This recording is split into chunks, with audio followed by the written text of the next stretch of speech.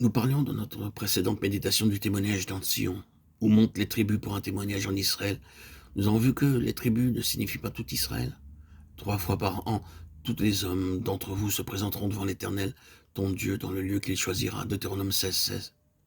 C'était une représentation dans Jérusalem à Sion pour servir de témoignage pour le reste du peuple partout où il résidait. Et Sion, c'est précisément cette représentation de la pensée de Dieu en faveur de tout son peuple, de quelque chose de plus plein, saisi par certains, pas plus méritants pour cela, mais qui, eux, l'ont choisi et qui sont prêts à en payer le prix et à marcher dans cette voie. Dans ces quelques-uns se trouve la pensée de Dieu, dans une plus grande plénitude, pour le bien spirituel du reste de son peuple.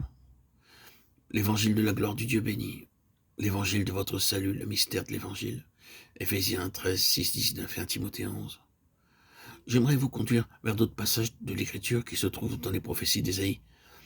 Enveloppe cet oracle, scelle cette révélation parmi mes disciples. J'espère que l'Éternel qui cache sa face à la maison de Jacob, je place en lui ma confiance. Moi et les enfants que l'Éternel m'a donnés, nous sommes des signes et des prodiges en Israël, de la part de l'Éternel des armées qui habite sur la montagne de Sion. Ésaïe 8, 16, 18. Puis il regardera vers la terre, et voici, il n'y aura que détresse, obscurité et de sombres angoisses. Il sera repoussé dans d'épaisses ténèbres. Ésaïe 8, 22. Mais les ténèbres ne régneront pas toujours sur la terre, où il y a maintenant des angoisses. Si les temps passés ont couvert d'opprobre le pays de Zébulon et le pays de Naphtali, les temps à venir couvriront de gloire la contrée voisine de la mer au-delà du Jourdain, le territoire des gentils. Ésaïe 9. Le peuple qui marchait dans les ténèbres voit une grande lumière sur ceux qui habitaient le pays de l'ombre, de la mort. Une lumière resplendit. Ésaïe 9, 2. Le verset que j'aimerais particulièrement voir, c'est le verset 18 du chapitre 8 d'Ésaïe. Nous sommes des signes et des prodiges en Israël. Ces passages vous donnent le contexte de ce verset. Le peuple du Seigneur, en général, ne voit pas. Il ne voit pas la grande révélation que Dieu lui a donnée concernant leur gloire et leur vocation.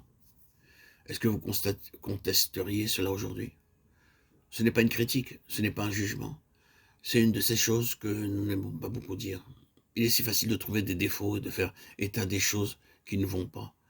Vous pouvez faire cela sans jamais parvenir à tout épuiser.